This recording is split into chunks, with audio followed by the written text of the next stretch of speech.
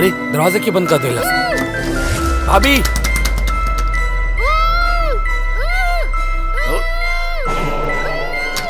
ये दरवाजा काने का खुला? जय चुप।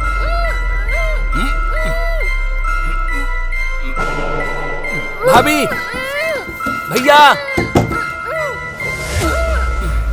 विजय कहाँ होत बा वहां पर?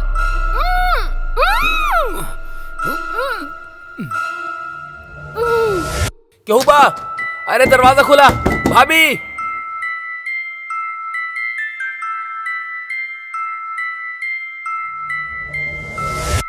भाभी भैया बहू कहाँ होत बा?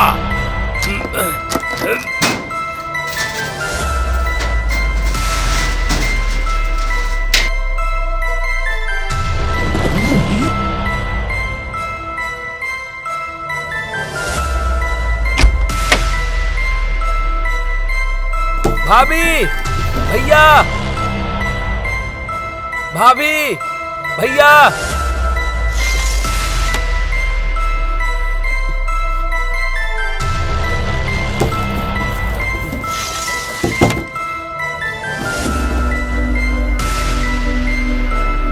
ए, रुका।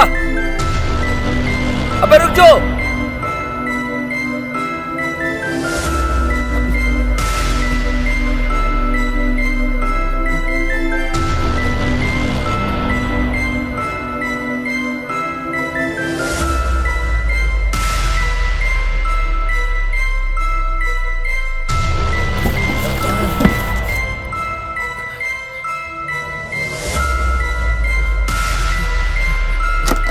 हाँ हाँ भैया खोला था नहीं।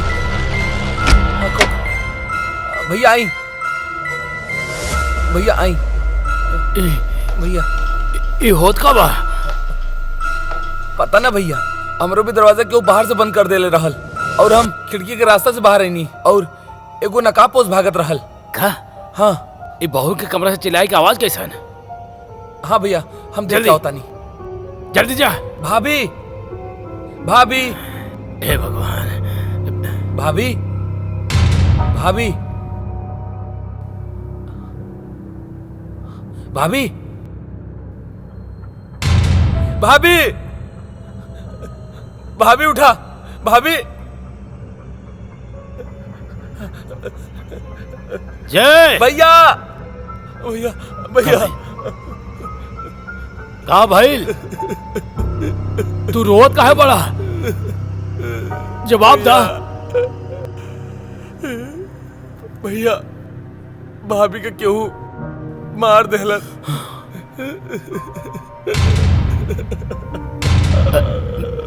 विजय के फोन करके इन्फॉर्म कर दा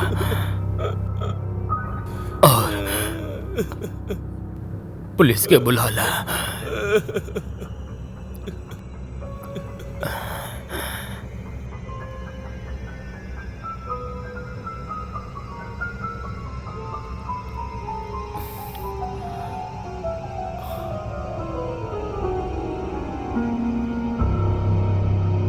माही जी सर।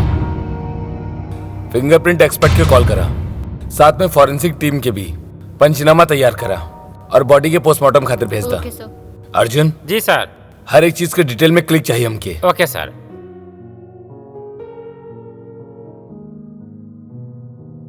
Hello forensic.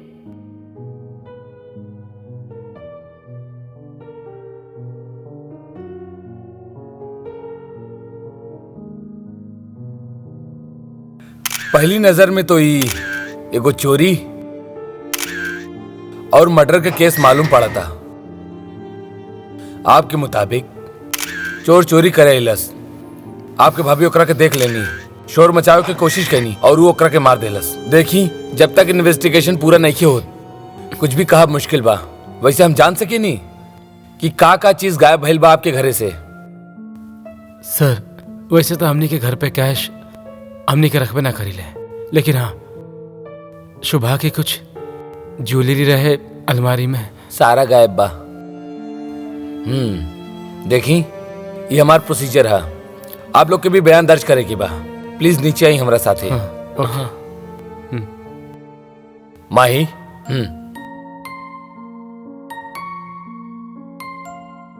मिस्टर विजय,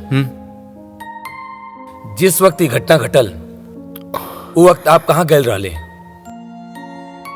सर हम फैक्ट्री पर रहनी वक्त कहे कि जयेश के तबीयत ठीक ना रहत रहल, एक खातिर हम नाइट शिफ्ट देखत रहनी।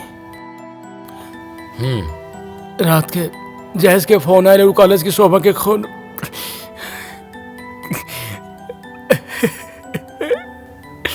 मिस्टर विजय, हम समझ सके नहीं। अच्छा, का हम ही जान सकेली कि आपके वाइफ के साथ रिलेशन कैसन रहल? बहुत प्यार रहे हम दोनों में। शोभा हमार छोट छोट चीजन के ख्याल रखत रहली,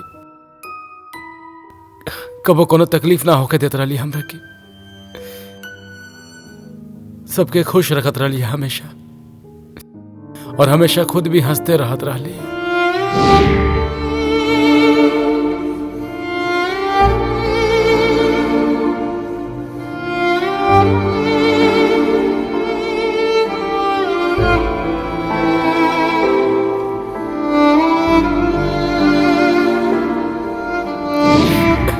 कबो सोचले ना रहने कि हम लगन के प्यार इतना जल्दी खत्म हो जाए। इस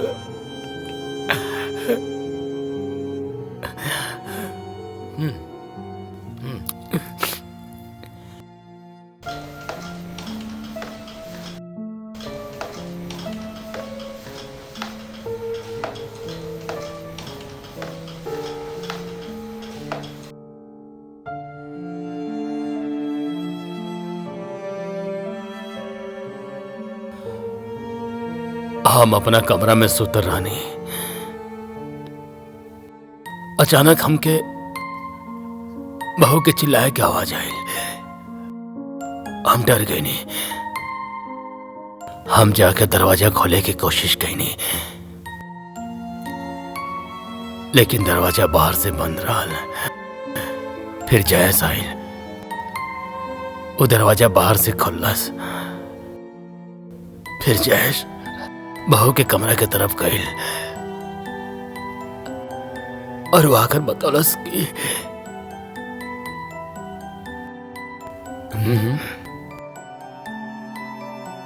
आई एम सॉरी टू आस्क, लेकिन का हम जान सकीला कि कैसे, हमार मतलब बा कि का भइल बा आपके?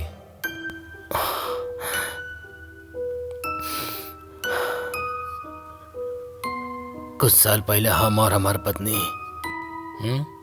एगो बिजनेस मीटिंग खातिर जात रहनी।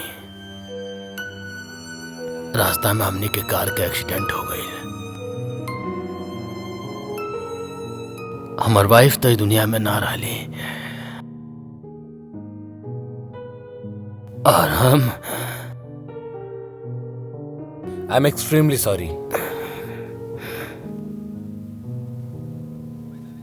बाय द वे, आपके बहू के साथ रिलेशन कैसन रहल? बहू ना बेटी, बेटी रहलू हमार, बल्कि बेटी से बढ़कर रहे।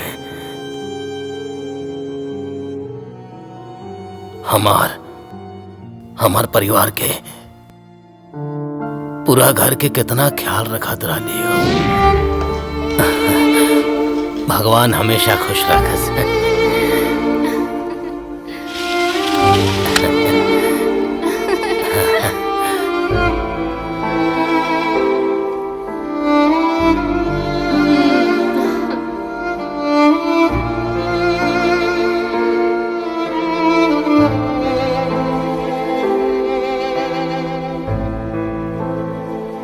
यहाँ लगा दी।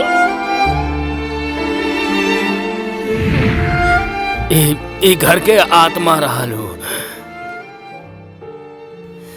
एक दिन घर में ना रहे तो ऐसा लगे कि घर से आत्मा निकल गई बा।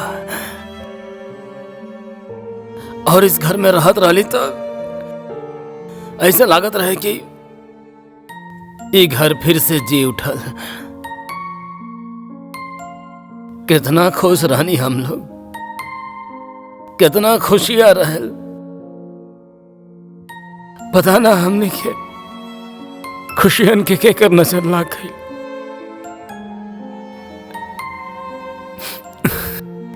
संभालिए अपने आप की। हम देख सके नहीं। आपके घर में सीसीटीवी लगल बा, का हम के फुटेज मिल सकेला?